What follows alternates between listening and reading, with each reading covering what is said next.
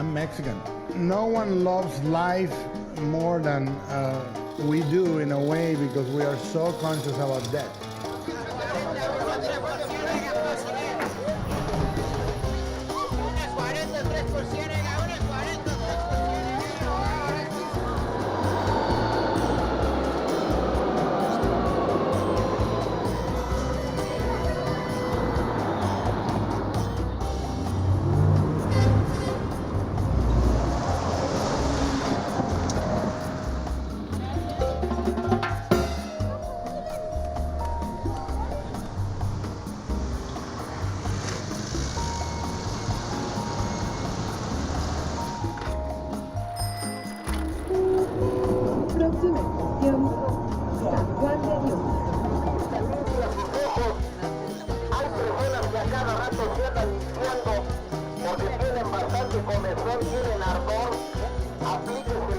Pase, amiga, siéntese, ¿qué le vamos a servir? Tengo menudo, pozole, birria, huevitos al gusto, chilaquiles, carne asada, enchiladas, taquitos, flautas, sopes, lonches, gringas. Pase, amiga, siéntese, estamos aquí para servirle.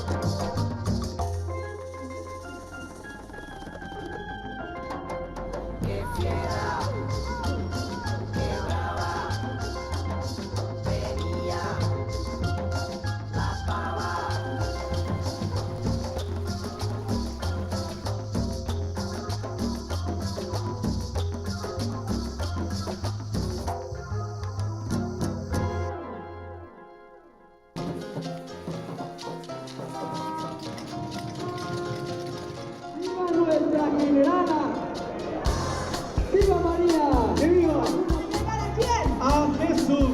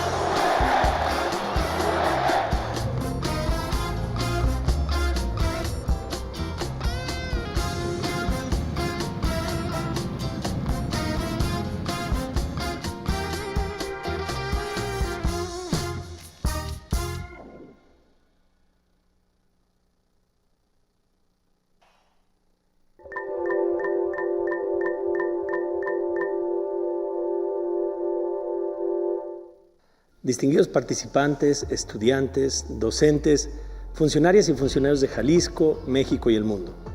Me complace darles la más cordial de las bienvenidas a la Cumbre de Ciencias de la Ciudad 2020 que organizamos conjuntamente la Universidad de Guadalajara y el Instituto Tecnológico de Massachusetts.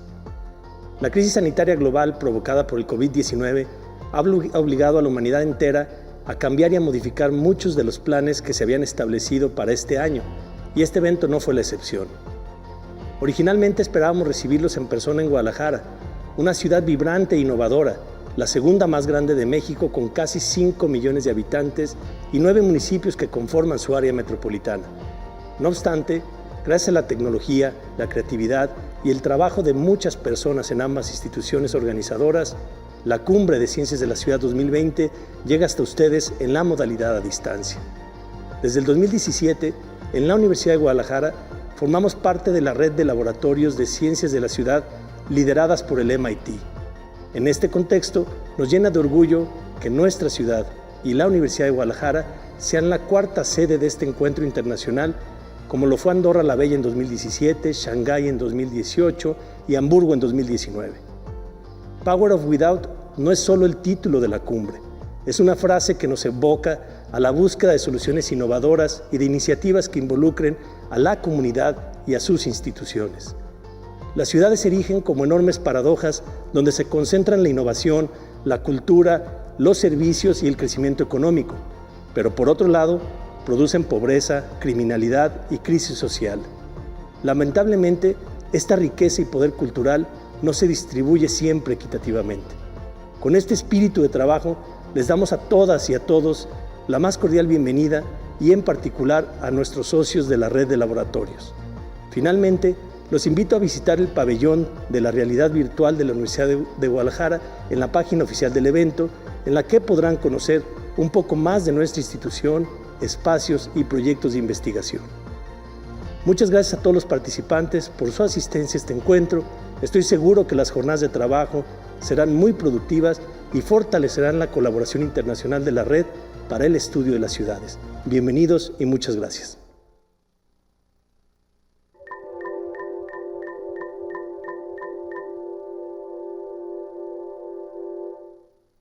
Hablar sobre el futuro de las ciudades es hablar sobre el futuro del mundo. Me da mucho gusto que por primera vez una ciudad de América Latina sea la sede de la Cumbre Mundial de Ciencias de la Ciudad que organiza el MIT.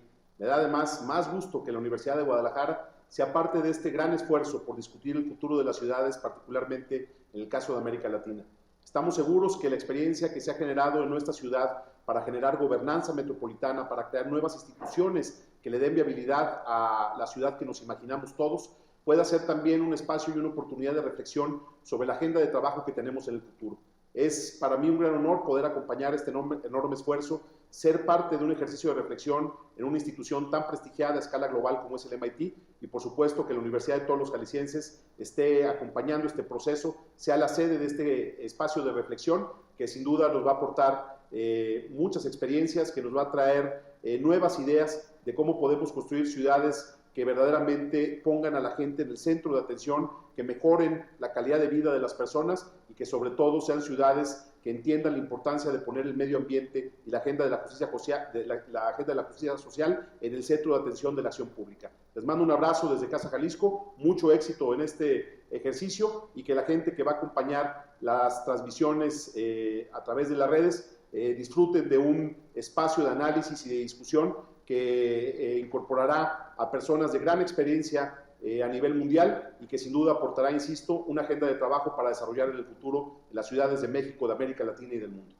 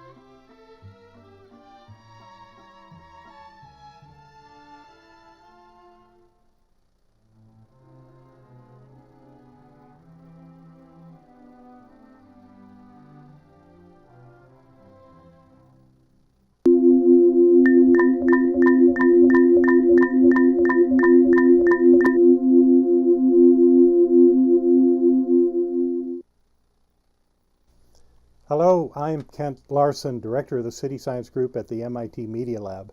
Welcome to our 4th Annual City Science Summit, hosted virtually by the University of Guadalajara. The theme of this summit is the power of without. Now, what does that mean, the power of without? Well, we're imagining a world without centralized, sometimes destructive systems, with the new, usually lightweight, distributed, responsive, often co-created systems. You'll hear about many of these over the next 3 days. We usually resist framing our work in the negative. After all, without is the absence of something.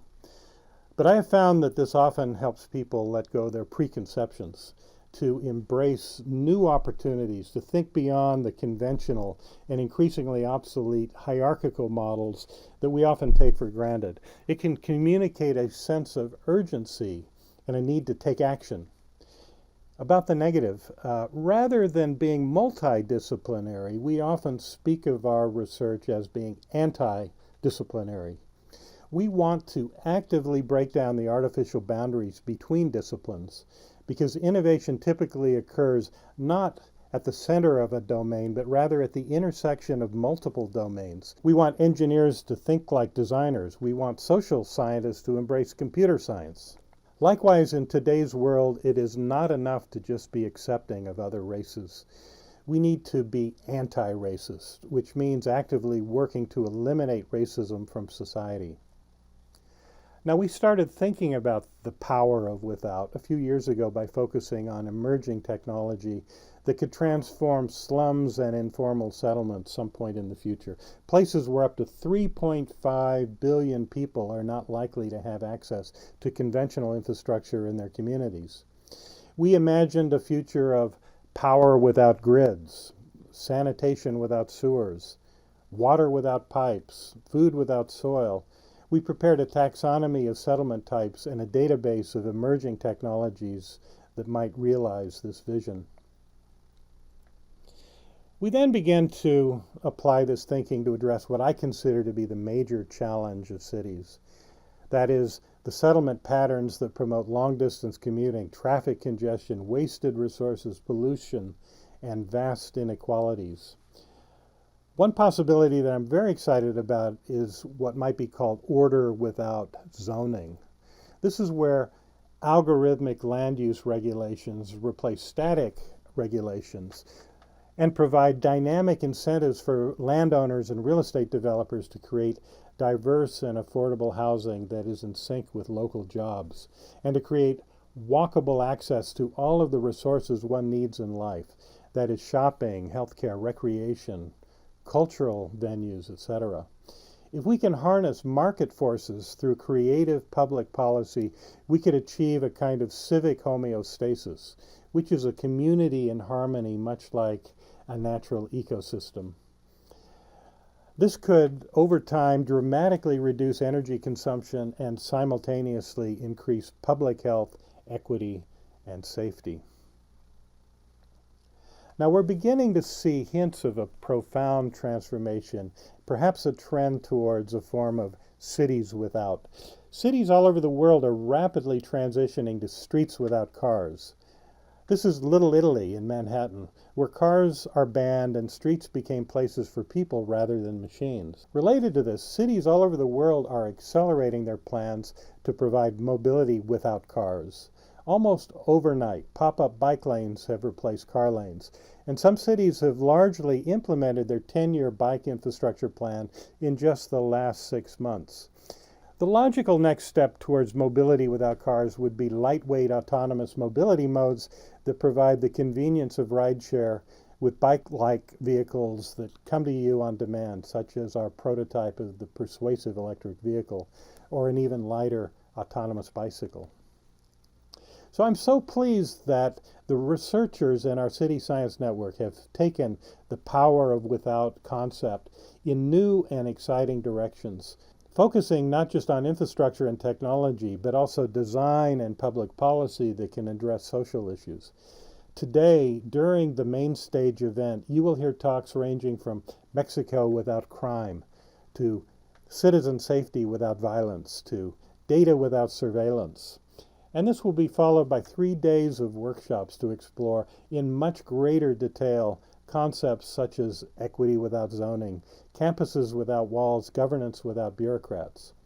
So thank you all for helping us explore new and creative possibilities that might help address these challenges, to help us explore the power of without.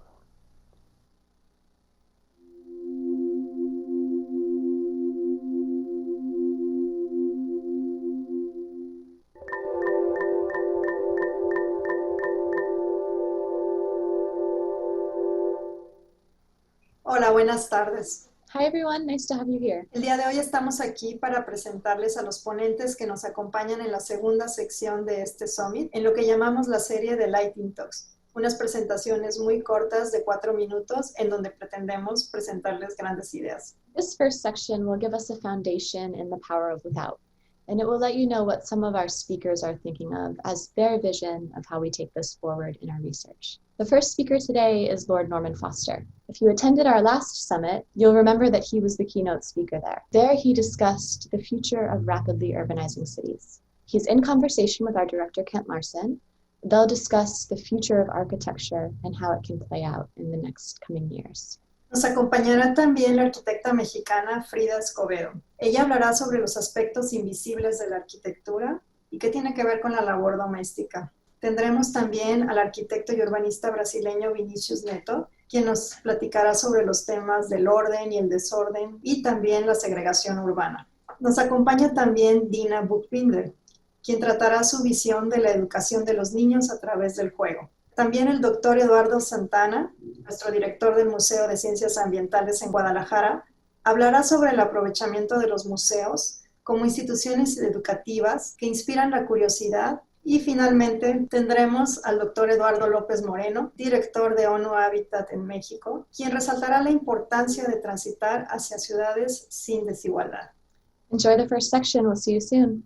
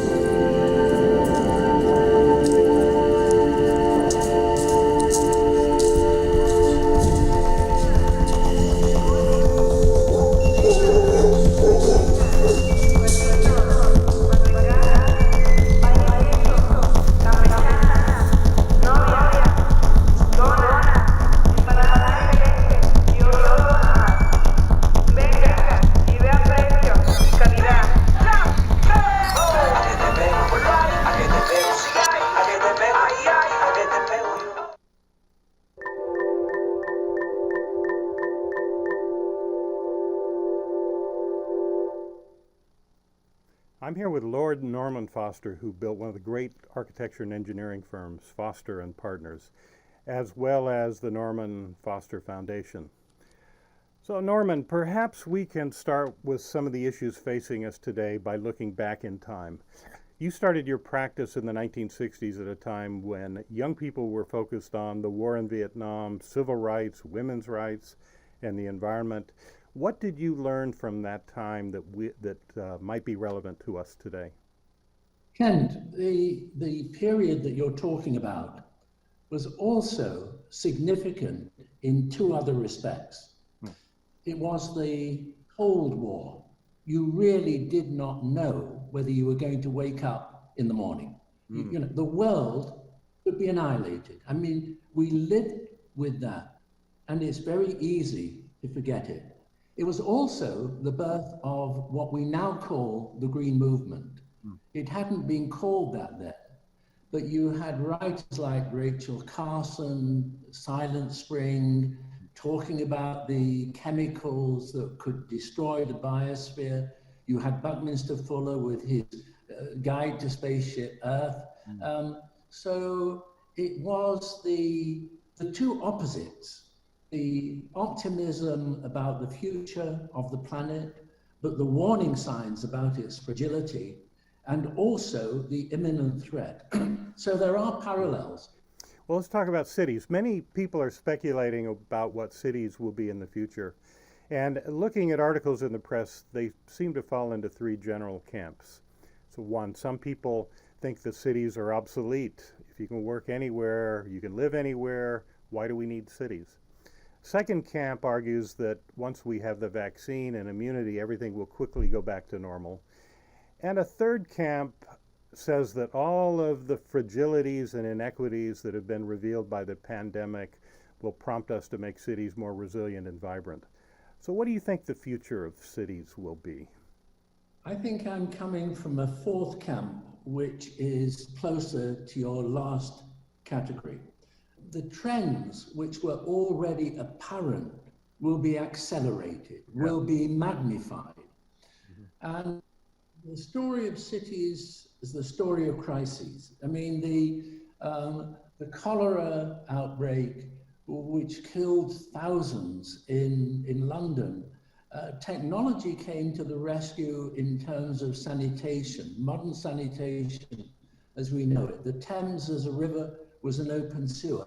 It was also an opportunity to create some beautiful elements of London that we take for granted today. The Thames embankment, underground public transport, all of these were spawned by that. So if that was London in the middle of the 19th century, it could be Chicago with the Great Fire, which heralded fireproof construction, high rise. It could be the earthquake of Lisbon, which ushered in anti-seismic structures. It could be the Great Fire of London, which set the DNA of London as we know it. I mean, the the Georgian terrace, the brick party walls, the recess windows. So the story of cities is a story of crises and of rebirth and regeneration. So what positive things do you see happening today that may be the direct result of the pandemic? Go to Soho now. I mean, entire streets are no longer for traffic, they're for people. Yeah, I'm aware of a city in Europe that finished their 10-year plan to transform streets for cars into streets for bikes and pedestrians just this year. It's incredible. I mean, the predicted growth of the e-bike was 3 years. That growth of 3 years has happened in 3 months. Well, the theme of this summit, as you know, is the power of without, imagining a world without increasingly obsolete centralized infrastructure and with more lightweight responsive systems, ideas that you and I have talked about at length. How can these concepts address the great long-term challenge of our era, which is climate change? You can't address climate change without concerted, unified global action. But you can make a lot of things locally and avoid a lot of the blockages of the big supply chains. Whether that's drugs that are made in one country or flowers which are grown in another country. So I think this tendency to be able to have sanitation without sewers, to have power without power stations or power lines, to have meat without animals, to have produce without soil. Again, all of these tendencies are here. With time, they'll be magnified. They will be taken for granted in a way that we take so many things for granted, which didn't exist in terms of our grandparents. So Norman, thank you. It's been a great pleasure. Thank you for joining us at this City Science Summit, Guadalajara.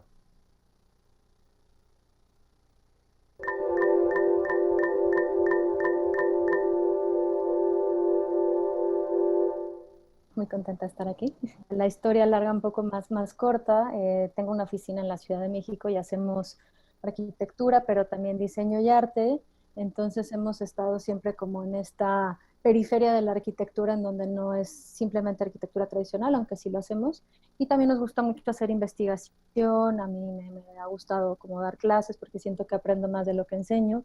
Y justo este tema que empezó con arquitectura tradicional, con una comisión de una casa en específico que ahora les puedo mostrar, de estos proyectos que son como difusos y que van tomando como diferentes ramificaciones, pero que al final del día regresan a la arquitectura, ¿no? A la práctica.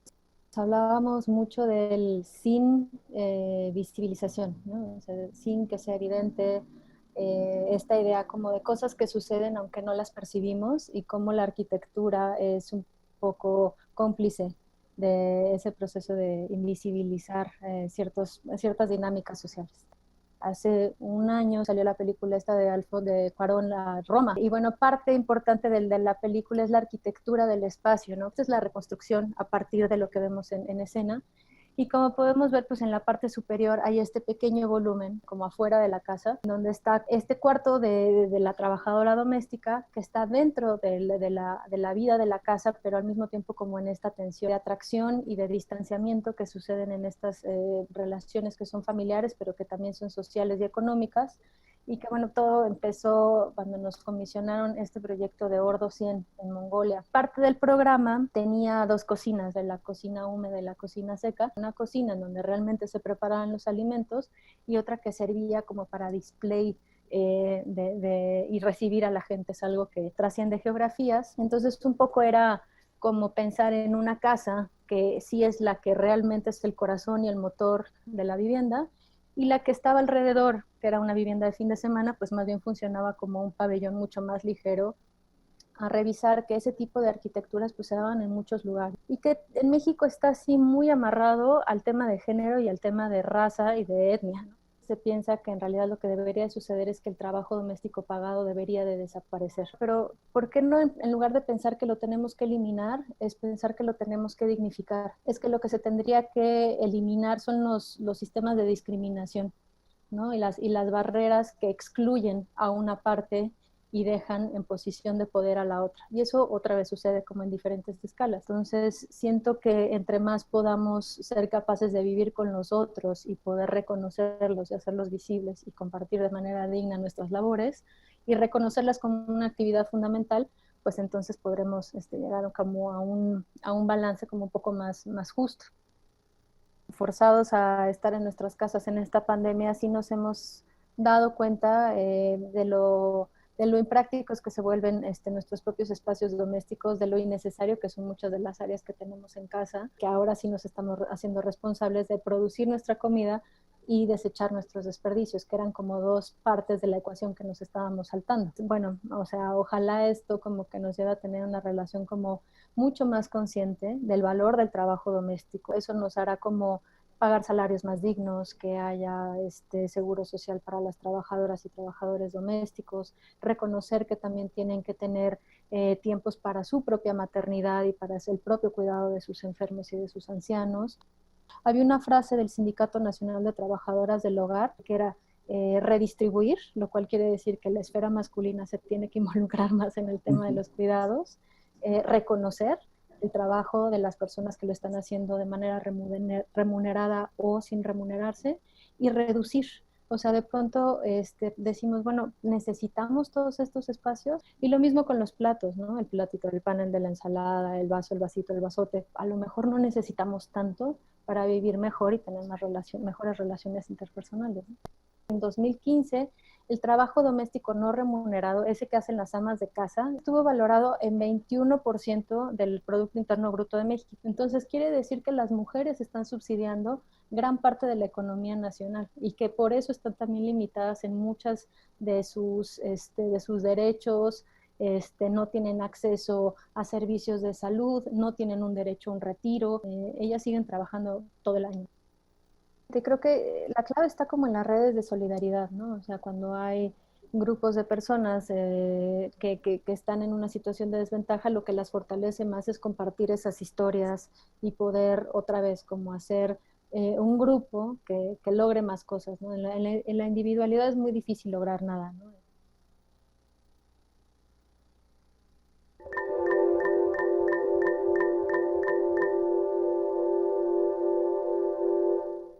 So, what elements make up the urban fabric?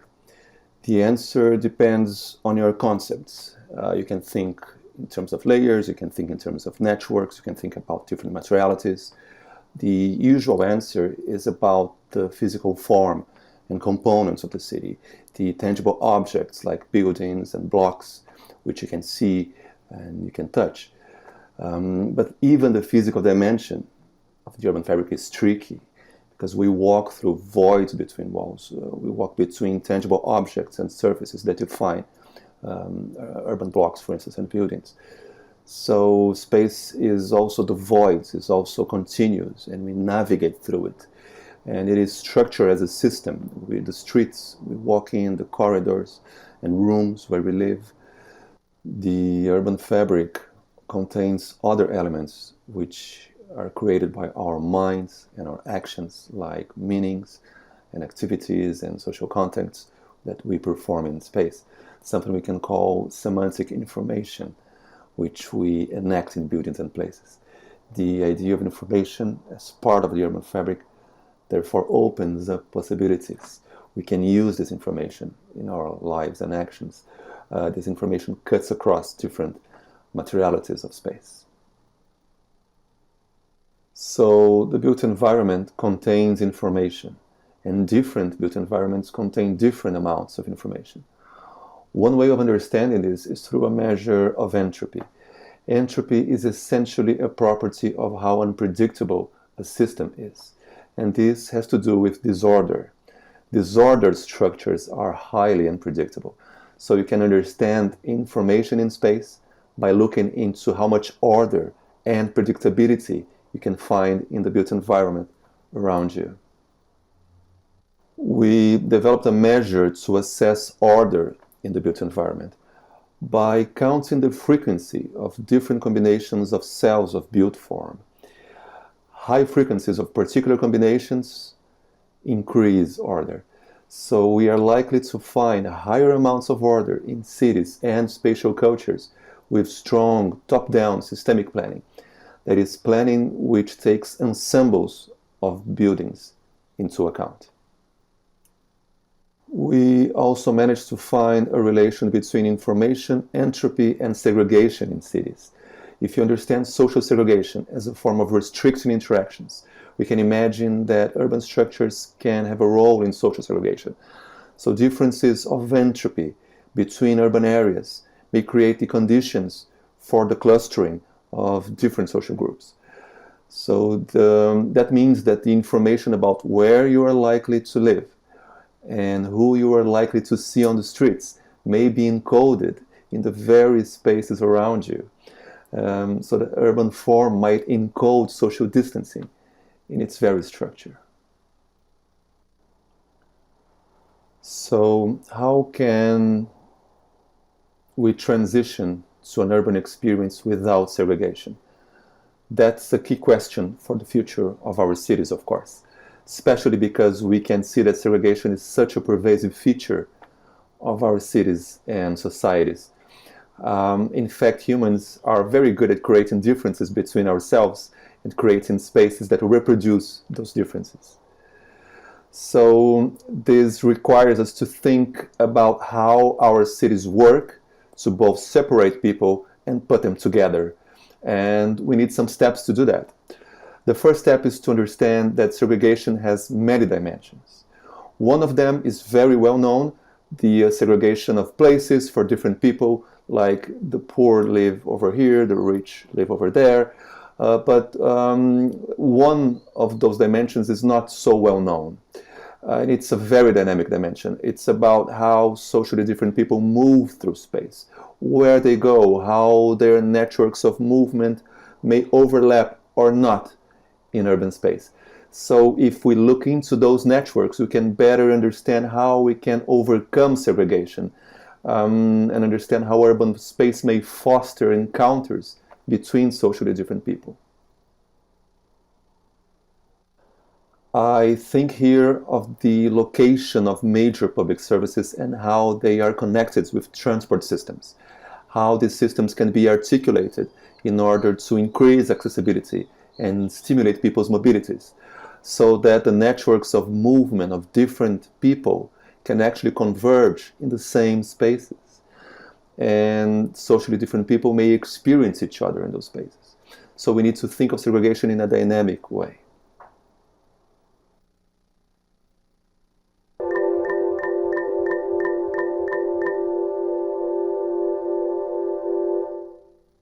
children really can connect better when they move and play to understand and to nurture their curiosity and to team up with others. I really would love to see an education that allows children to understand why they care about everything, no, and what can they do about everything.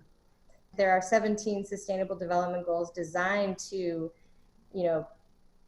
equalize opportunity, really create the world that we all want to see created, which is equality for all. We only really have 10 more years to make a really big impact and change the world, because we've really borrowed it from our children and we've not done well. So we hopefully have time, and I hate to dwell in the space of anything negative, but you've really focused on the SDGs in the educational system and inspired so many children. We have used the SDGs in a good way to translate them into play activities where children can connect with these very abstract issues through an education for sharing, which is a methodology that allows children and their communities to use play to understand the SDGs, why they care, to understand why civic values are so important to achieve these SDGs, and also to build a very strong platform of social emotional skills that in the end will also make you a happier person. What we do is we play also with teachers and parents. We train teachers very specifically, and we make sure that we invite parents to play the sessions where the SDGs come alive. And we have a play, reflect, and take action framework so that everyone is invited to have fun, feel a sense of belonging, have a healthy interaction, and then to stop and reflect, what is this? What experience did I have during the game? And now what can I do with this experience? At the UN, I work on youth engagement, but in the technology side of things. And we have a lot of youth now that are protesting, that are upset. And so it's such a pleasure to post a challenge and get them engaged on being part of the solution and engaging in a positive way where they can actually make change. We need to mentor kids. We need to mentor them all along the way, but not in a way that's teaching down to them. We need to empower them in different ways. And we need to actually show them that they can be part of the change that we need in the world. We have to change the focus on the priorities, no? And really give value to what's valuable and to what really has a transcendental impact. Sure, empowering, having women empower themselves through lots of different channels is crucial. We wonder a lot, no? What will the jobs be like? How should we prepare our children and our youth? And it's fascinating because by definition the future is uncertain, but now it's more uncertain than ever before, and we really need to focus on how are we preparing our children to have the resilience, and to be problem solvers and to have all different avenues of understanding a same issue from different perspectives, almost having like a prism where you can see the different lights and colors and really come up with more creative solutions, more out of the box solutions, not conventional ways of, okay, this is how we do a rigid education, right? So that's why we need so much to transform the way that we are educating, to unleash that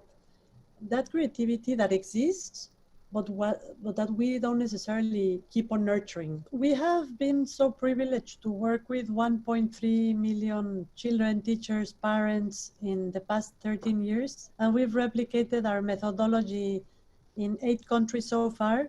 It's remarkable and very inspirational how these kids are doing initiatives non-stop in their communities, and also very inspirational to see that the teachers really have that sense of ownership of the kind of teachers that they can be and what it feels like to play, to teach, and to learn, and to really have a more integrated sense of community when using something that usually is overlooked, like, oh, but it's only play.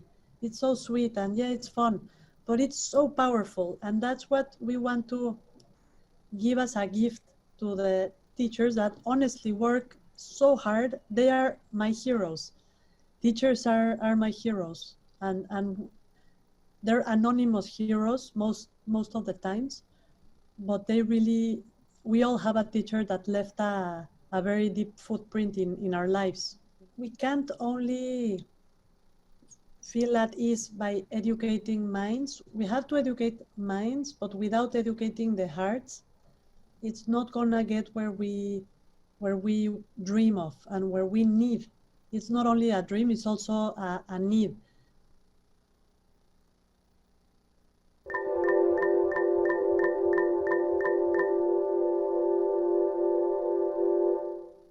Cities are shaping the world. That's where the military power is. That's where the political power is. That's where the economic power is. That's where the scientific power is. The urbanites will define the future of nature. The urbanites will define the future of the countryside, of the food producing areas, through conscious political decisions or unconscious or maybe conscious market system by what they decide to buy and how they decide to spend their money. And yet urbanites are the most ignorant of that group of humans, of their dependence on nature to survive. So we figured out from a pragmatic point of view that we had to make a natural history museum, but make it urbanocentric, for the reason that urbanites have to understand how cities work and how they depend on nature in order to move forward. I'm a wildlife biologist by formation, and I've worked mostly with birds communities and studying how disturbances in mountain and cloud forest affect bird communities. That's been my main line of research. And so when I started designing this museum is when I started looking at the city different. Like most biologists or field biologists, cities are something that I disliked and that I really thought was the antonym of nature. Cities use over 0.5% of the energy of the world. They create, again, over half of the greenhouse gases.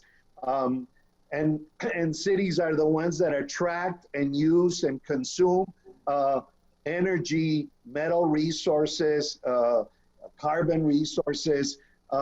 So cities are the drivers in many ways of this overconsumption.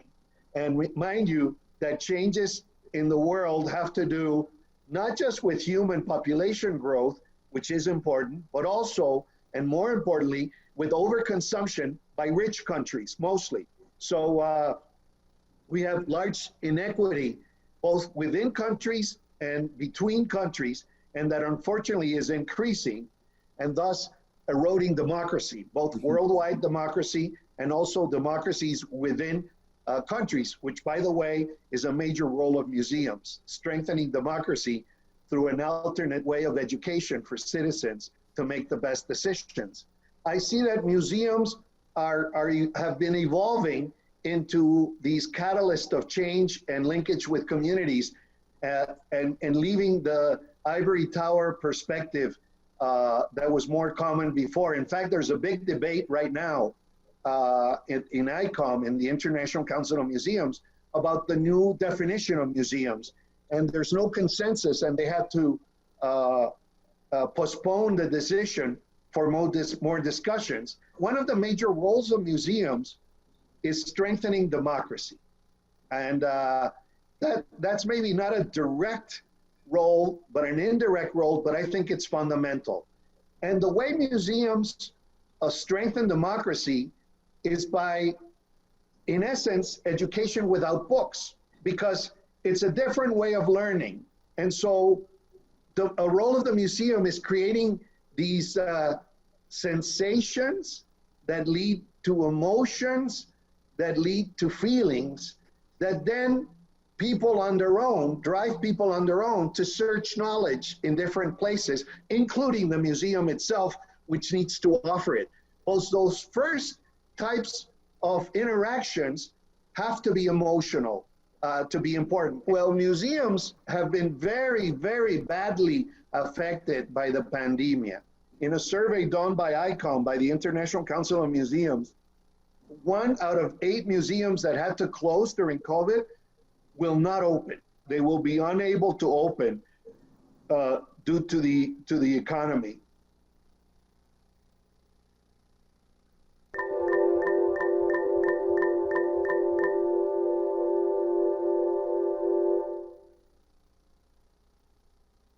It is only 3 decades ago that multilateral organizations believed inequalities were good for business, for competitive markets, for development. It was not only an economic decision or rational.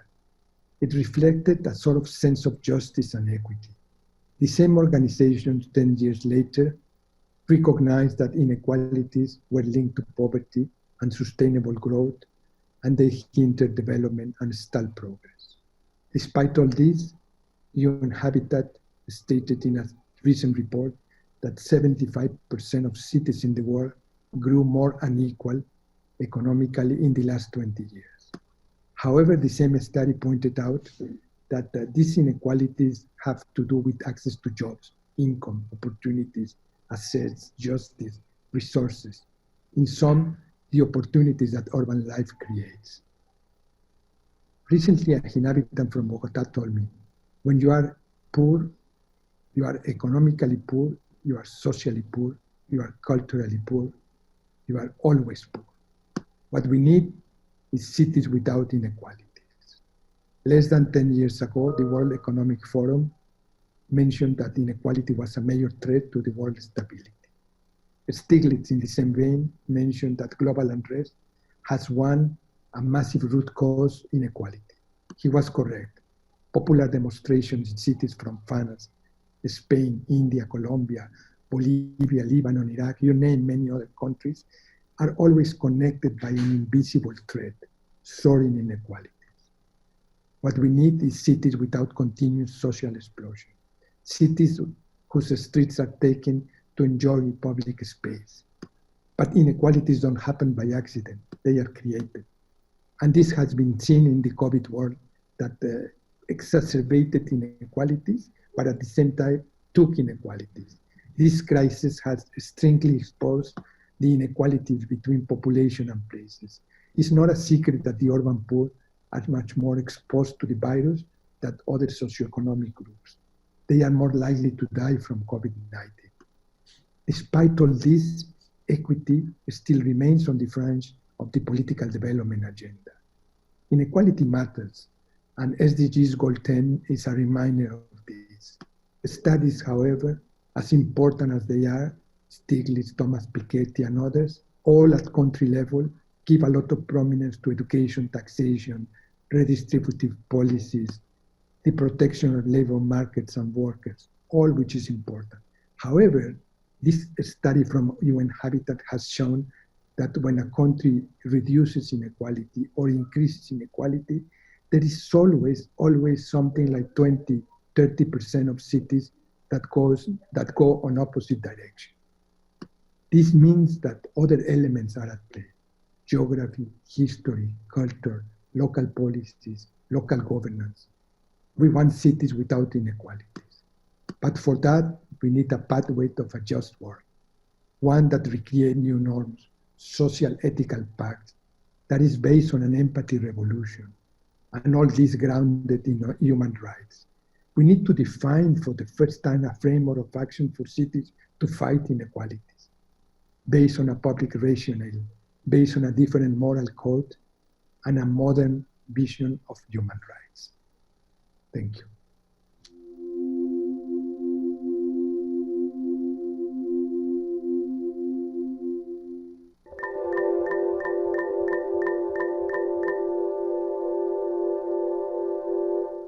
La segunda sección de los Lighting Talks se titula Trust. ¿Por qué la confianza es importante para la planeación urbana? Our first speaker is Tenzin Priyadarshi. He's the director of the Dalai Lama Center for Ethics at MIT. He'll ask the question, why do we need trust in our community? And what role does it play in today's society? Tendremos también a María Salguero. Ella es la creadora del mapa de feminicidios en México y es quien se ha encargado de ponerle nombre a estas víctimas y a dimensionar el problema. Tenemos también al doctor Mario Silva, quien destaca los efectos del COVID en el transporte público en México, pero también las implicaciones positivas de los sistemas alternos de transporte público que han llegado para quedarse. Estará también Rodrigo Canales, quien nos comparte su experiencia para generar empatía entre policías y ciudadanos. Tendremos también a Gabriela de la Torre, quien hace un llamado a generar ciudades más incluyentes. And our last speaker is Sandy Pentland, the professor from the MIT Media Lab Human Dynamics Group. He'll discuss data, surveillance, and sort of aspiring towards more privacy. He'll both discuss how this happens, what the data is used, propose new systems to take us forward.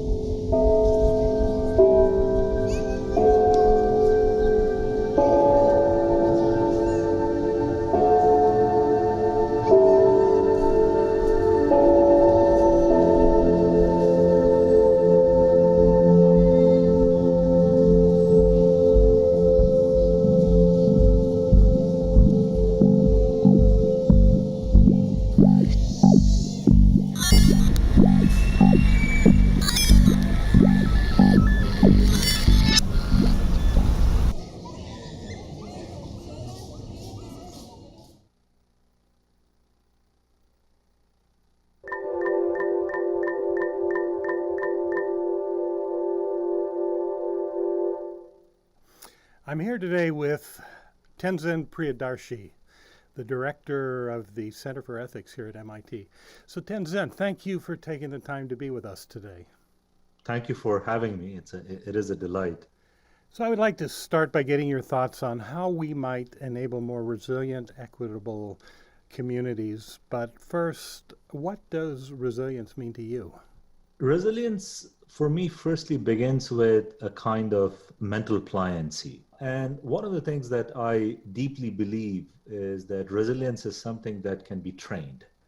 You say that you can learn resilience. How can an individual train to become more personally resilient? And how can a community learn to be more collectively resilient?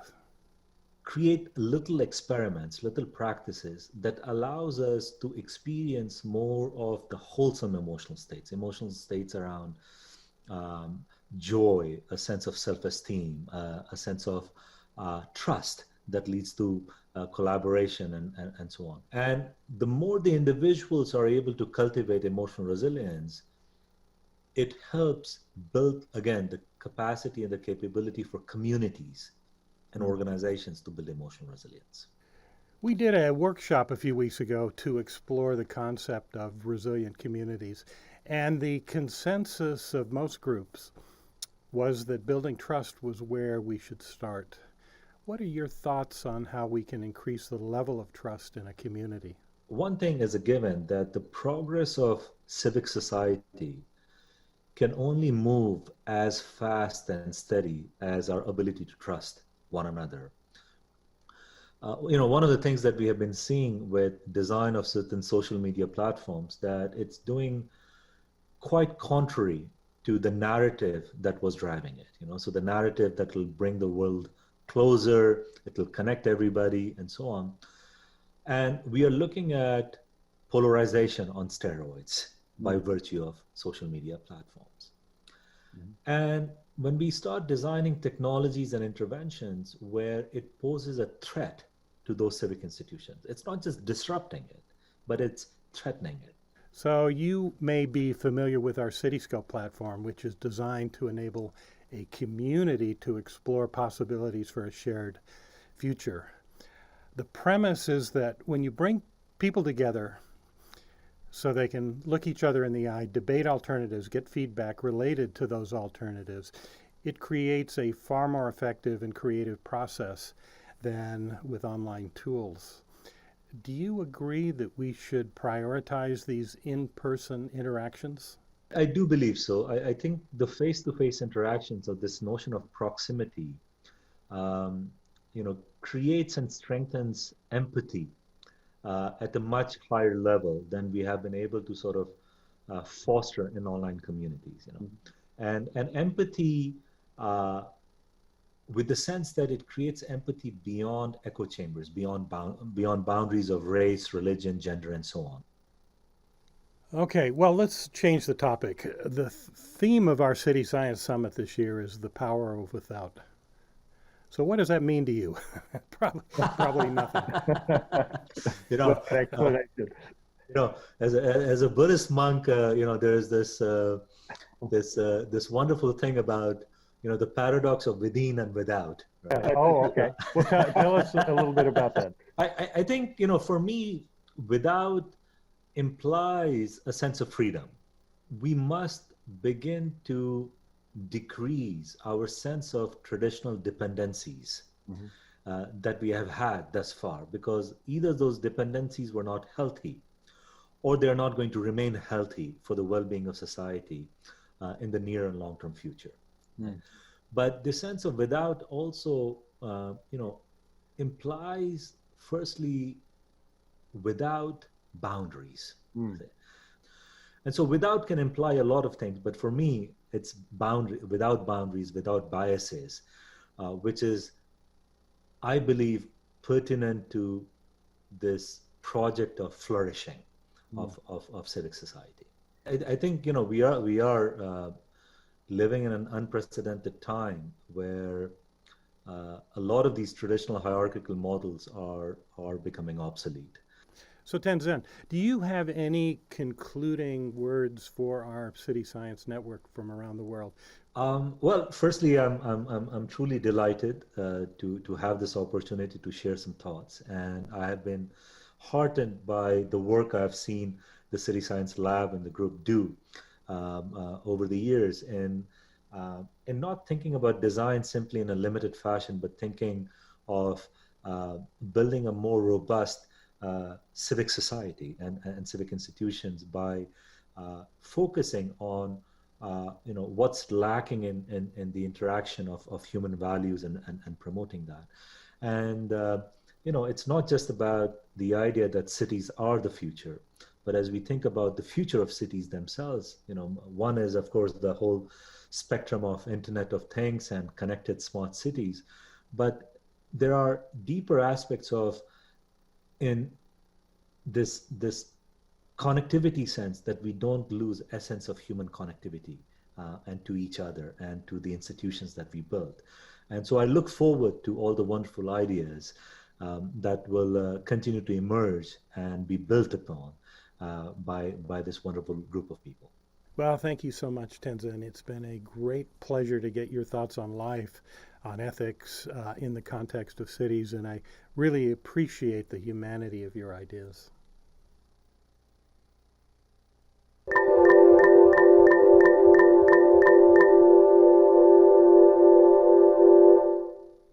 Bueno, pues yo estudié geofísica en el Instituto Politécnico Nacional, muy burris para las materias de sociales siempre, pero era muy buena para matemáticas. De hecho, no entraba a clases, sacaba 8, 9 o 10. Y las de física también. Pero ¿por qué digo esto? Porque pues a fin de cuentas, quienes estudian más el tema del feminicidio y estos temas, pues son sociólogos, antropólogos, Y de repente que una chava con una formación matemática llegue a hablarles de feminicidios y a visualizarlos sobre mapas, fue lo que llamó la atención, ¿no? Yo era vendedora ambulante, bueno, vendía en la calle junto con mi mamá en el centro, pero de ahí sacaba dinero para irme a estudiar. Cuando empezamos a generar esa base de datos ya me di cuenta que era mucho trabajo estadístico y matemático. Y esa es la parte que me empezó a gustar porque dije, con estas simples categorías empezaba a encontrar patrones. Imagínate si lo hubiéramos extendido más. Es que ese es el problema de México, no hay datos de nada. Y los datos que hay son muy deficientes. Ves que está creciendo el problema a nivel nacional, ves que no sé, que el Estado de México es el que se acaparaba toda la atención del tema. Pero tú decías, pues veo que en todo el país hay esta problemática. Entonces, ¿cómo les demuestras? Pues mapeándolo. Y fue que les dije, voy a mapearlos, pero aquí empecé a usar las visualizaciones de Google y de Usajiri también. Este trabajo le correspondería al Estado mexicano hacerlo. Le correspondería estarlo haciendo una oficina y no a una sola persona. Pero creo que es algo que a lo que nos acostumbramos, que la sociedad civil genera los datos para el gobierno. Porque a fin de cuentas en Guardia Nacional, en Fiscalía General de la República usan mi mapa y lo consultan. Pues trato de ir cargando datos diario, subo datos diario al mapa, pero de repente sí leo toda la prensa nacional. Leo todas las notas locales y ya veo cuántos casos de feminicidio subo. Hay veces a veces que no los leo, a veces ya me llegan a mi WhatsApp directo, ya ni necesito buscarlos. Y a veces me llegan hasta los informes policiales. Si tienes el respaldo de una institución, yo creo que podrías mejorarlo. Podrías hasta construir algoritmos mejor diseñados para tratar de mejorar la información, pero déjame decirte, a veces la información te viene deficiente y después el imparcial te reporta igual 10 asesinatos en una misma hoja y a veces otro medio ya no te reporta el mismo caso, igual en una lista de 10. Entonces digo, ¿cómo hará un algoritmo para discriminar todo eso y saber que ese mismo caso reportado en 3 medios de forma diferente corresponde al mismo? Y muchos cuando van a arrancar sus proyectos deciden arrancar desde la ley. Entonces, pues yo dije, yo no voy a arrancar desde la ley porque esta ley general de acceso sí te contempla la violencia comunitaria, pero no te contempla la violencia por crimen organizado, porque veía que había muchos asesinatos que tenían el sello del crimen organizado y en un momento decía, pues estas no entran en feminicidio, no son feminicidios, pero creo que es importante documentar porque fueron asesinadas violentamente. Si me hubiera ido a irme estrictamente por la definición de feminicidio, hubiera dejado fuera a muchas mujeres. Es una ley que se quedó obsoleta. Me gustaría saber más sobre las mujeres involucradas en contexto de crimen organizado. Porque a pesar de los pocos datos, de la poca información que hay de las mujeres asesinadas por el crimen organizado, desgraciadamente, los familiares de ellas no hablan a los medios, porque pueden ser asesinadas ellas o los familiares que sigan vivos de ellas. Entonces, pues nunca salen a dar una entrevista a un medio, pero la poca información que hay de esas víctimas, hay muchas vulnerabilidades que atraviesan. Entonces, sí, creo que si el Estado logra subsanar esas vulnerabilidades, dándoles acceso a educación, a un empleo mejor remunerado, a que puedan acceder a un empleo calificado, pues le podrían arrebatar a estas mujeres al crimen organizado. Entonces, me gustaría investigar más sobre eso. Pues a veces es con lo que se te ocurra. Mira, hay unas que ponen listones en los árboles con las víctimas de mujeres asesinadas. Hay otras que han bordado, bueno, las bordadoras son antes de que yo hiciera el mapa, las que bordaban feminicidios.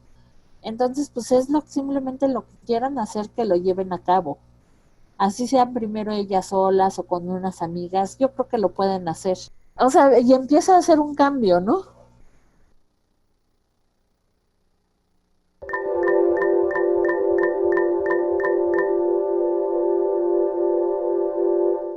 La situación de COVID-19 nos ha planteado muchos retos de manera global, en general para los sistemas de movilidad, pero particularmente aquellos en los que el número de personas que nos desplazamos pues implican una concentración y una permanencia con cierta temporalidad dentro de alguna unidad de transporte público, sea colectivo o sea masivo.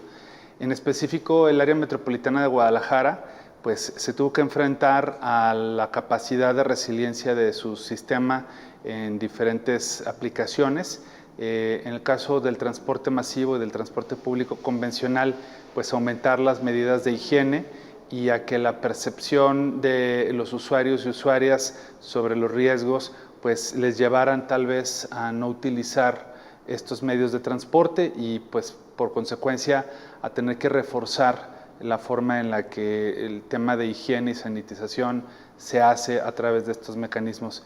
En el caso de la movilidad activa, una de las situaciones colaterales que encontramos fue que se incrementaron los viajes en el sistema de bicicleta pública por una razón muy sencilla. Es el medio de desplazamiento más seguro, más resiliente, más económico y que el que ofrece pues mayores posibilidades de no tener un contagio. Ahora el reto que tenemos es justamente aumentar el uso del transporte público adaptándolo a las nuevas condiciones de normalidad, entendiendo que hay necesidades diferenciadas.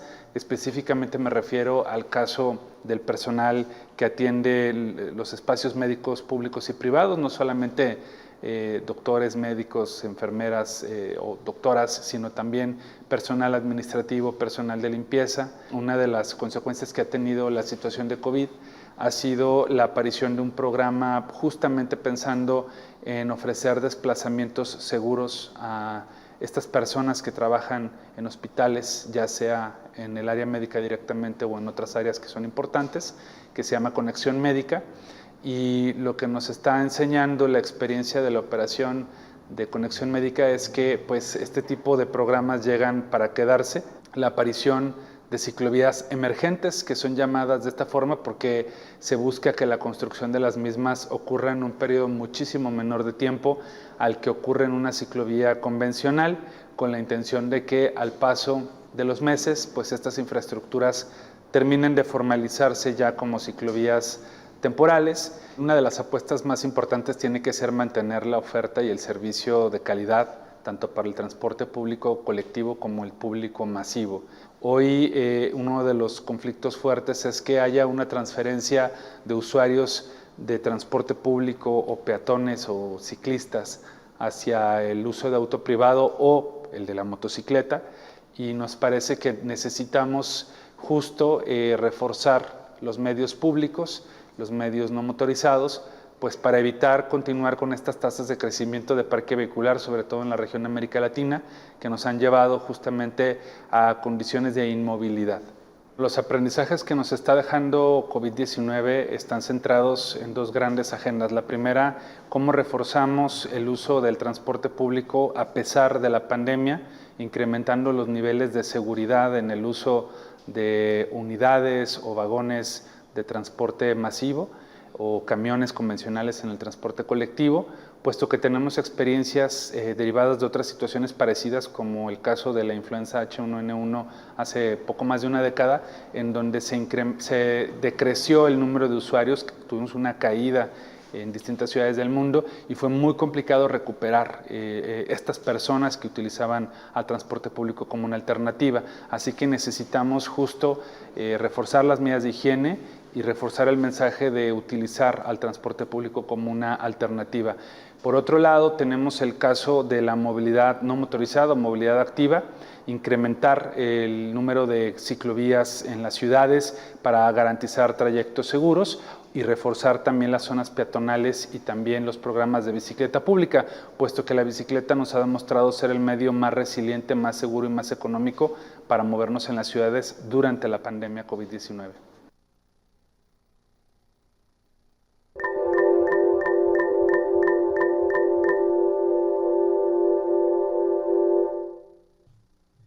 Trust in the police and in the governments they represent are at record lows.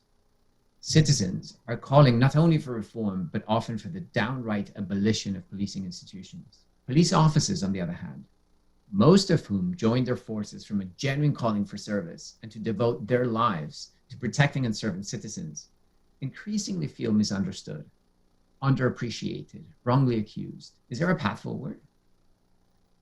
History has taught us that a functioning democracy needs an effective, resilient, and trusted police so that it rarely needs to use it. Where do we go from here?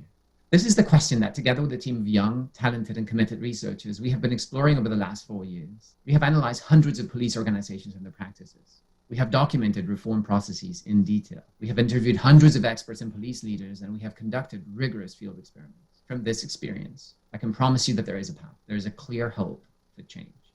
Our work has taught us two main insights about police reform. First is that we must stop thinking about police forces as a collection of individuals, and we must take them for the complex organizations that they are. In any organization, and especially in a chain of command, structural factors will dictate behavior to an enormous degree.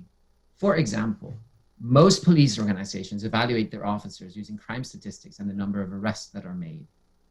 When we decide to focus on crimes and arrests, we're going to build a set of practices around that, from which data we collect to how we collect and analyze it, to the equipment, procedures, and training that we think defines what it means to be a cop. This means that changing police behavior requires you to look at the organization as a whole and change not only specific practices, but rather collections of practices, processes, and organizational linkages that create coherent expectations. For example, if you train cops to behave in procedurally just ways, but you only reward them for arrests and reductions in violent crime, not surprisingly, cops are going to have to focus on arresting people rather than on building citizen trust. This is related to the second main insight. Every organization, explicitly or implicitly, serves a central customer. If you think about how police chiefs are named, who they typically report to, who typically determines whether they stay or go, it will not surprise you to hear that it is common for police forces to implicitly operate as if their local government was their main customer. Police forces become entirely focused on the most visible and politicized metrics of performance. Their entire focus is on crime, and therefore actual potential or apparent criminals, who are a very small minority of people, some of whom can be quite dangerous. But there's another way. We have found police forces that, for different reasons, have learned to genuinely and explicitly place citizens at the center of everything that they do. They focus on understanding how neighbors define and understand their local safety problems. They also learn that in order to do their job well, they need the trust of the neighbors, especially in marginalized communities. It is they who know what's happening. So they learn to establish genuinely collaborative working relationships with neighbors to jointly design strategies to target local problems. And they create a new contract where both sides are accountable for building public safety together. For this to work, it has to be reflected in routines, structures, training, and evaluation metrics. Ultimately, whom we choose for positions of leadership and the extent to which they walk the walk is a first step without which nothing else can happen. We also need to be willing to truly work with them. Police work is extremely difficult, but we have seen police agencies radically transform themselves when there is a fundamental reframing in the mission of the organization and who's at the center of it. The organization is conceived as a system of interconnected practices, culture, and values that all need to be in coherence. There is significant involvement from civic society in a constructive, collaborative approach. And there is political support from the top leadership to ensure change across political cycles. There are no quick fixes. You see, complex problems have simple, quick, easy to understand, wrong answers. So we have to be realistic, patient, persistent, and disciplined. We must follow evidence and not temporary emotion. Police forces should never tolerate police misconduct, and we should hold them accountable to that. But police officers should not be framed as the enemy either. Just as we should expect police forces to hold officers who engage in misconduct accountable, we must also have the backs of those who act in accordance to our shared values. We can only do this from a place of mutual respect and empathy. We can only do this by listening to and working with each other. We can only do this together.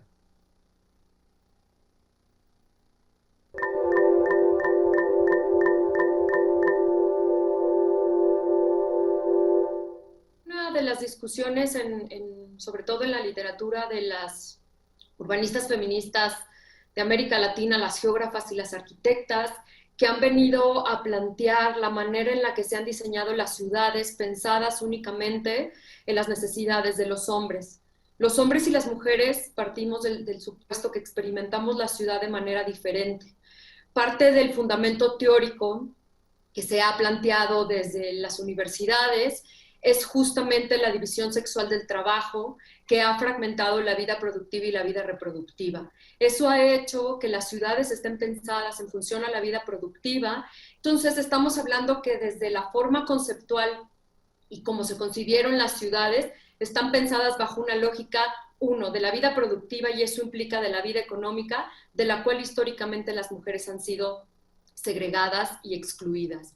Estamos hablando que hay una ruptura muy fuerte en cómo se está concibiendo la planeación, y eso tiene un impacto muy grande en la vida de las mujeres, porque eso afecta la manera en la que están construidas las banquetas, los espacios públicos, como los parques, los sistemas de transporte, la manera en la que se decide qué tipo de camión o autobús se va a utilizar para cierto corredor. Los planeadores de la ciudad, desafortunadamente, han dejado de fuera la visión de las mujeres. No ha habido tampoco una apuesta por empezar a generar información que pueda permitirnos tener una radiografía de cuál es el comportamiento de las mujeres, niñas y jóvenes en la ciudad. Entonces creo que eso es algo que el feminismo y sobre todo las urbanistas feministas han puesto al centro de la discusión, que es pensar y cambiar este modelo de ciudad productiva, capitalista, a un modelo de ciudad pensada en las necesidades de la vida cotidiana de las personas. Entonces creo que la perspectiva de género, esta visión analítica para poder mirar cuáles son justamente esas desigualdades que persisten y se replican de manera sistemática y que se originan a raíz de una condición de género. Y también algo que a mí me gustaría resaltar es que la perspectiva de género se ha enfocado mucho en esta visión binaria de hombre-mujer, pero creo que también la apuesta de la planeación de las ciudades y este planteamiento y estos lentes de esta categoría analítica del género tiene que tener también otras variables analíticas como es la interseccionalidad, y también creo que es importante empezar a incorporar todas las identidades disidentes que existen, todas las sexualidades disidentes que existen en la ciudad, para poder justamente incorporar todas las identidades que se ven plasmadas en la ciudad y que también nacen a la ciudad. Algo que a mí me gusta siempre resaltar mucho es que el cuerpo también es un territorio que habitamos y que a final de cuentas también es un territorio que interactúa con otros territorios y también interactúa con un territorio específico, que en este caso puede ser la ciudad y el espacio público visto desde esa manera. Y al momento de haber una exclusión y que el espacio público sea tan hostil para nuestro cuerpo y para nuestros territorios, creo que también de ahí partimos en tratar de pensar en ser una ciudad que puede incluir todas estas identidades pensadas desde las diferencias y desde la forma en la que se intercruzan todas estas diferencias en el cuerpo y en la identidad y en las disidencias también de género, ¿no? Entonces creo que es algo muy importante pensar las ciudades y la planeación en función de garantizar y de proveer servicios públicos que permitan garantizar el acceso a servicios básicos como es la salud, como es la educación, como también es el derecho que tenemos a un aire y a una calidad del aire limpio, a un transporte seguro, a un espacio público donde las mujeres podamos sentirnos seguras al salir. Y creo que todas estas categorías analíticas, que también la perspectiva de género ha utilizado para poder analizar las desigualdades, no solo de las ciudades, sino también de la vida económica, de la vida política que ha excluido a las mujeres, creo que ayuda a ver desde una manera integral y puede ser una herramienta súper poderosa como el feminismo para poder replantear la planeación de las ciudades y justamente poder llegar a erradicar esta fragmentación que existe en la vida productiva y cotidiana. Creo que el feminismo y la perspectiva de género tienen herramientas importantes para poder cambiar la manera en la que hemos diseñado y sobre todo en la que vivimos la ciudad.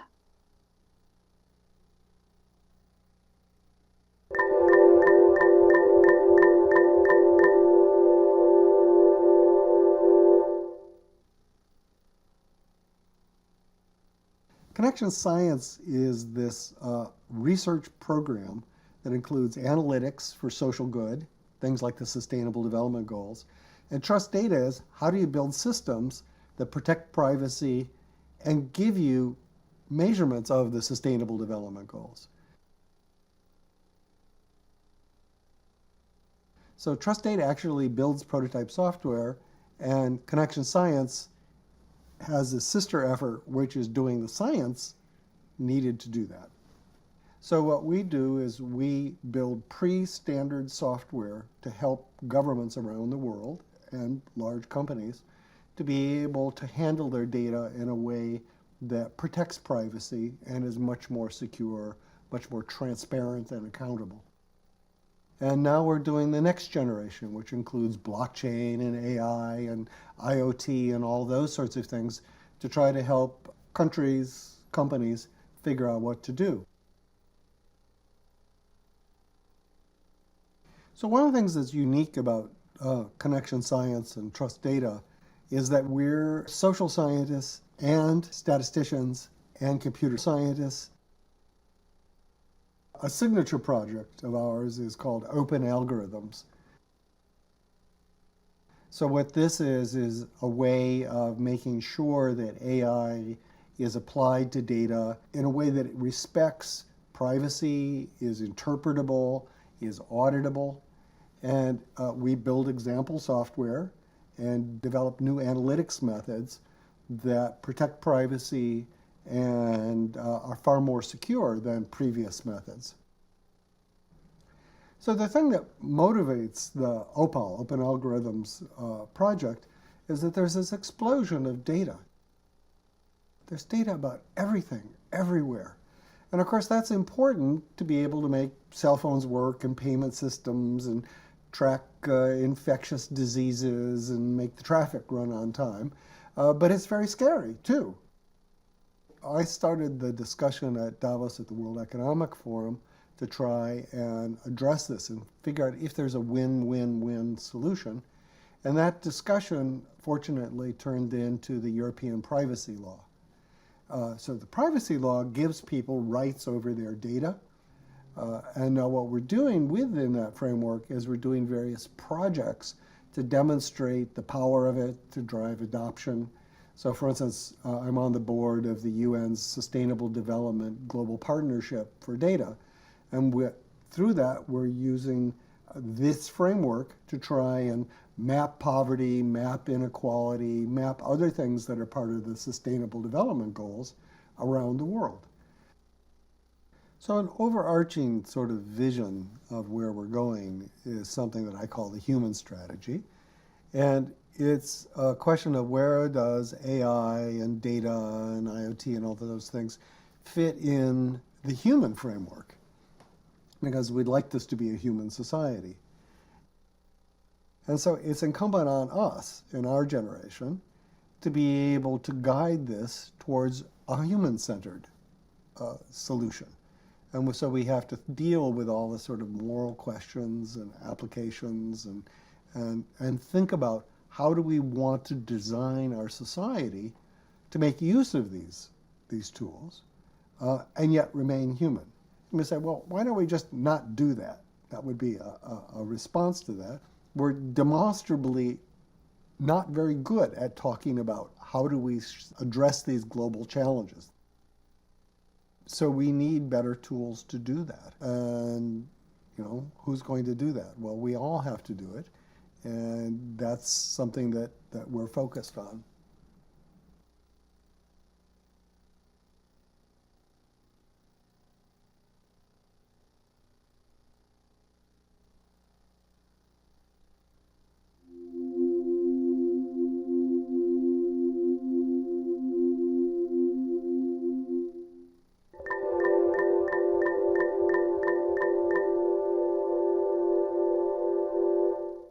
La tercera sección de los Lighting Talks se titula Together. In this section, we have the Dean of the School of Architecture and Planning, Hashim Sarkis. He's also the curator of the 2021 Venice Biennale, which is titled, How Will We Live Together? We'll start the section with Hashim, telling us why this theme is important and trying to understand how this theme can serve as a point for all of the work that we do as the City Science Network. After Hashim, we'll meet City Science researcher Gabriela Villa. She'll tell us about the work that the MIT City Science team is doing to prepare for an exhibit at the Biennale. This exhibit includes the work and the experience of 3 women in 3 informal communities from around the world. Gabriela will tell us who they are, how their stories inform us, and what we can learn from them about leadership and about working together as a community. She'll also have a conversation with them that has happened after her initial recording and meeting of them to understand where they are now and how are they dealing with the COVID-19 pandemic. Esperamos que disfruten esta sección y que estas pláticas sean inspiradoras para lograr una discusión productiva que nos ayude a lograr comunidades más incluyentes y resilientes.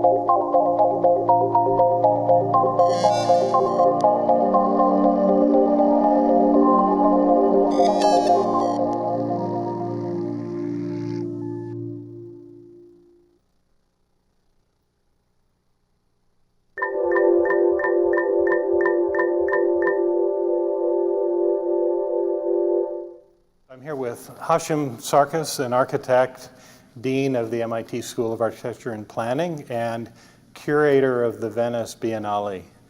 Thank you for coming. Thank you for having me. Welcome to the 4th Annual City Science Summit, this year hosted virtually at the University of Guadalajara. I'd like to talk, first of all, about the Biennale. So the theme is a question: how will we live in the future? Why did you frame it as a question? I felt that keeping it as an open question is apt not just for the spirit of a Biennale, because a Biennale usually is a kind of survey of a condition or a question, asking where things are today and mapping it, bringing the answers together. We don't expect definitive answers. There is no single answer to the question of how will we live together. That belonged to ideologies past. If anything, today it's always being asked of everyone, every part of life, and it's always open. One of the themes of our summit is resilience.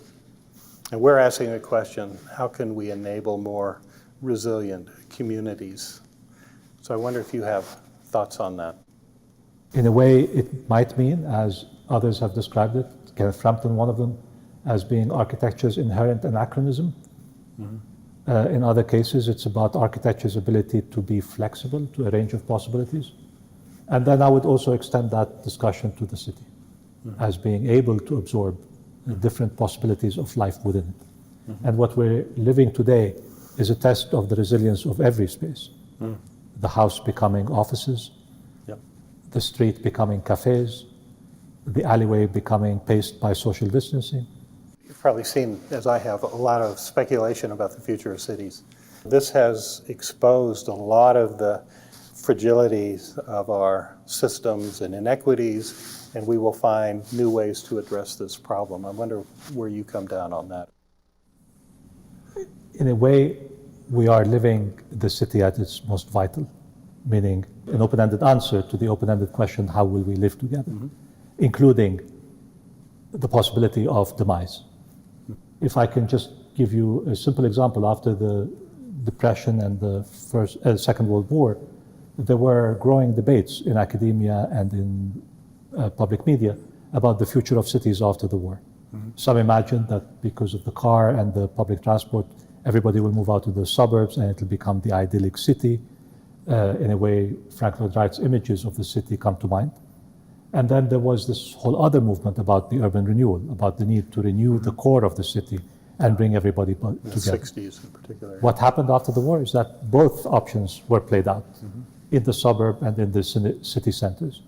And their intersections produced different permutations and different identities of different cities. The theme of our City Science Summit in Guadalajara is the power without. I'm wondering if you see that kind of a future as being potentially positive for communities? There's absolutely no question that questions of being off the grid have proven in certain settings to be very effective and powerful. Localization of certain resources, especially energy, makes transportation, which is a huge energy consumption dimension, much more viable, much more economically and sustainability-wise efficient. So if we take those factors in without equating them fully with the loss of governance or the loss of coordination or the loss of equity, then I'm willing to go down that path. Mm-hmm. Well, thank you, Hashim. Very interesting, and I so look forward to seeing the Biennale May 2021 now. Yes. May 22, 2021. Saturday will be the official opening, but the pre-parties, which are the more important events, meaning the fun part, are the few days before. Perfect. I'll be there. Thank you.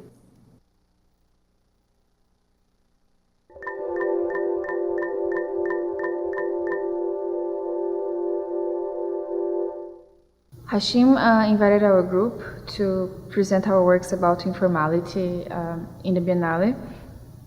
And we wanted to present it in a way that would be this overlap between an artistic experience, but also based on data, which is traditionally what our group does. We went on a path to make an immersive documentary about 3 very diverse places in the world that our group currently has collaborations going on. Cairo in Egypt, Port Harcourt in Nigeria, and Guadalajara in Mexico. One of the lines of research that always I related a lot is the cityscope, and especially this idea that a big white Lego model, like a complete abstraction of cities, can create a field to people imagine and wonder the future of cities and discuss. Why not take this symbolism of the table and people around the table and look at the table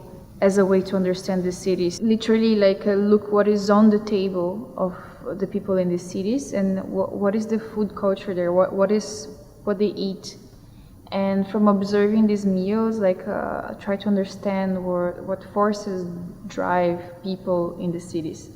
I would document meals in the cities, connecting with one family in each city, and within that family get more closely to the person who is responsible for the food decisions there.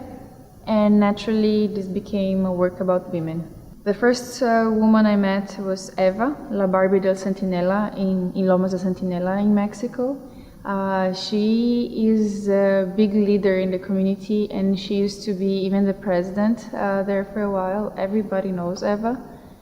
And I was there in December to document her Christmas and the saga to get the tamales, ingredients, the pozoles, the piñata.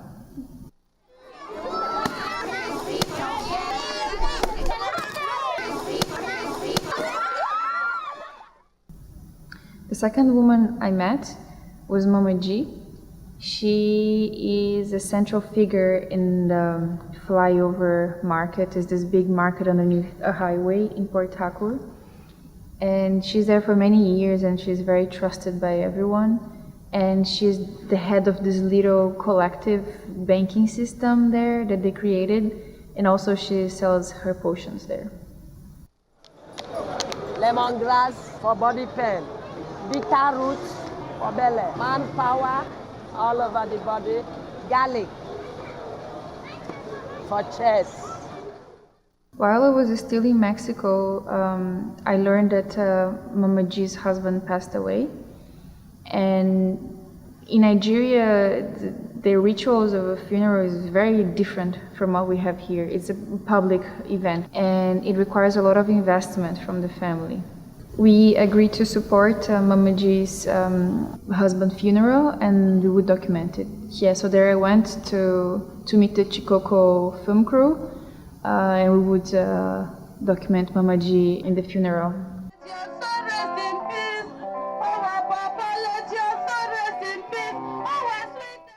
The third woman I met was Jihain.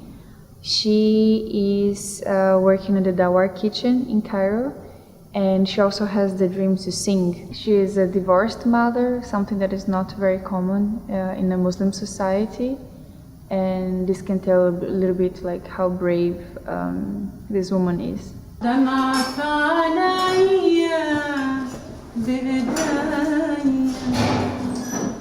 Cairo was the most difficult city to film and to also get connected to a woman there. It's basically in a dictatorship. While I was planning the trip, there would be the anniversary of the revolution, and there was police all over the place. It was difficult to find a film crew to film with me there because like everybody was super skeptical about having cameras on the streets. People were afraid to get arrested for that. But the thing is, Cairo, the same way as the Red City is like this rough, sterile walls of bricks outside. When you go inside the houses, everything is so colorful and full of textures and tapestry. That's the same thing. When you get to know the people there, when you connect to people, when you manage to enter the life that is going there, it's like so warm and people are amazing. Tarta, pastilla, tomato, جزر, afa, pero goat's meat, masa, carne y agua.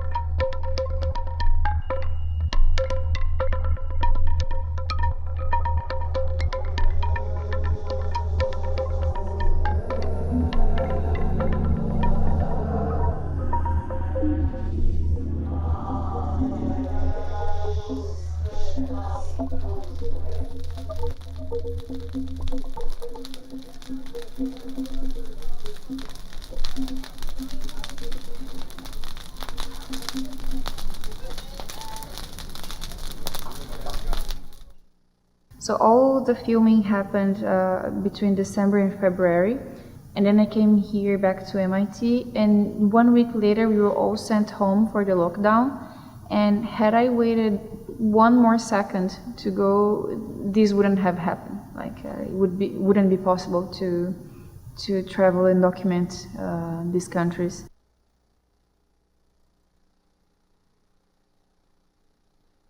Hello. Wow. How are you? Hi. Nice to see you too. How's everything? Ay, por fin, se apagaba, se prendía, se apagaba. Mira. ¡Ah, la pulserita! ¿Las cosas están abiertas o están cerradas? I'm just returning from my business. Look at it. Wow, it's so pretty. No, se ha abierto todo. Todo normal. Te digo que aquí no ha venido, es más, no ha venido nadie a visitarnos. Te mira. We stopped working for a while during the lockdown. People left. Actually, Jihen left the kitchen. So yeah, and we're getting back to business steadily and slowly. ¿Qué es la mejor diferencia de la comunidad antes de la pandemia y ahora? Plena pandemia nos quitan el agua. Y estaban el gobernador y todos que, ay, báñense y cuídense y lávense las manos. Le digo, sí, ¿con qué nos las vamos a lavar? ¿Con pipí o qué? Entonces, por eso fui a manifestarme con toda la gente y fuimos ahí a Tabachines y Periférico. ¡Queremos agua! ¡Queremos agua! ¡Queremos agua! ¡Queremos agua! They wear the mask most of the time, not just while cooking. We maintain physical distance between each other. Unfortunately, we stopped this meal gathering every morning around the table. So yeah, because that was the best part of the day, you know. During the lockdown, we used to go market 2 a.m. or midnight and bought small things and come back. We could bribe police before it passed to the market. We carry torchlights. They lock people, a lot of people. The big market did not open. They just opened it 2 weeks ago. Women suffer. ¿Te preocupas del corona? ¿Tienes miedo de infectarte? No, I was very healthy. God is taking good care of us. Yo soy bien valiente, yo no le tengo miedo a nada. Pero yo siento que esto del coronavirus, no, yo siento que es un fraude, que es algo que inventaron. We are not as worried as with the first wave because it will be familiar now. We will know how to handle it. ¿Qué te piensas del futuro de su vida? This series of events made me realize that, you know, Cairo is full of this life force, strong and overwhelming. I'm grateful that we're surviving so far and we get back to normal very soon. Yeah. My future, my own future, I'm having, is very bright because we have God in our side. Le pido a Dios siempre mucha sabiduría y fortaleza, porque yo sí quiero pues ver mi colonia cambiada y mi colonia que mejore. Si no hay comunidad, no puedes mejorar. Is there anything you want to tell? I'm looking for money.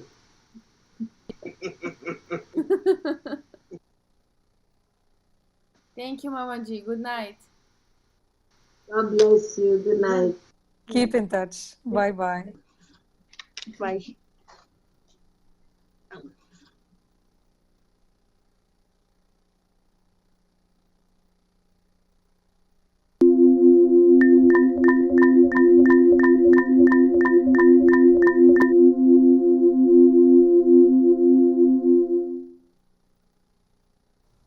This concludes the main stage program for the Power of Without. In my introduction, I mentioned the value that we place on multidisciplinary or anti-disciplinary approaches to problem solving.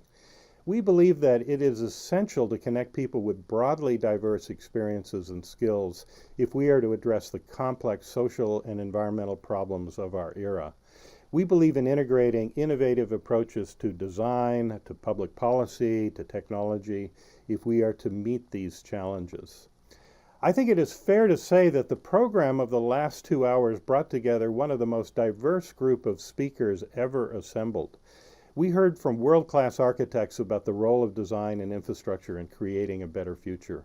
We heard from politicians who are making decisions every day that impact the lives of the people that they serve.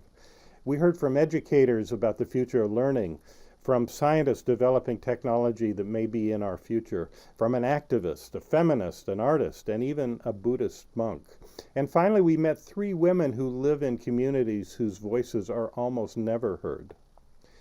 These short talks were intended to be a high-level introduction to the ideas and possibilities that we all collectively care about. The workshops planned for the next 3 days will enable a much more detailed exploration of many of these ideas.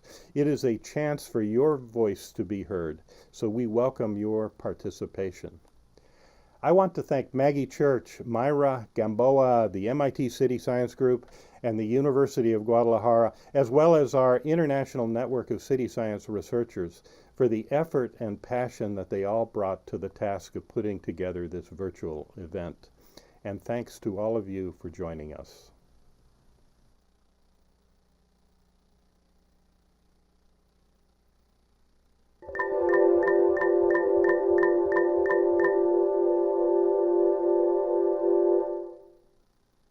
So thank you all for attending the 4th Annual City Science Summit, The Power of Without. So it was a summit without co-location and a great opportunity to experiment with putting together a virtual meeting. I want to thank Maggie, who led the effort here at MIT, and Myra, that did an amazing job pulling it together in Guadalajara. So Myra. Gracias. Estamos muy contentos de recibirlos en Guadalajara. Para nosotros esta es una gran oportunidad para compartir ideas, pensar en nuevas soluciones, para enfrentar los retos que nos esperan en el futuro para estas ciudades. Gracias y nos vemos mañana. Thank you, everyone. It was an honor to work with you, and we look forward to much more with you, our team in Guadalajara. Espero que hayan disfrutado este primer día del Summit. Por supuesto, nos hubiera gustado tenerlas y tenerlos físicamente. Esperemos que la primera oportunidad lo puedan hacer y nos vemos mañana en el segundo y también muy intenso día de este estupendo evento. Thank you for joining the first day of the City Science Summit. Nos vemos mañana. Muchas gracias, ha sido un honor estar con ustedes y asistiéndolos y participando en el Summit, y pues nos estaremos viendo en más los demás. Buen día. Hope you enjoyed today y nos vemos los siguientes días y que lo disfruten mucho. Gracias por acompañarnos, espero que lleven muchas ideas de valor. Thank you to all our panelists and participants. It's been a pleasure learning from you today. Hola, gracias por acompañarnos, ha sido una gran experiencia, esperamos que sigan disfrutando lo que queda de este Summit y nos vemos mañana en la Happy Hour también. Bye. Ha sido un placer haberlos asistido y esperamos verlos muy pronto, ya sea en la Happy Hour o en las sesiones futuras. Hasta luego. Gracias por ser parte. Enjoy. Un placer haber pasado este día con vosotros y creo que estos 3 días juntos van a ser muy emocionantes. Nos vemos en la Happy Hour. See you in the Happy Hour. ¿Qué tal? Gracias por acompañarnos en este primer día, por este reto juntos a la distancia, y nos seguimos viendo los siguientes días. Hasta luego. Thanks, everyone. Bye. See you soon. Nos vemos. Gracias. Gracias.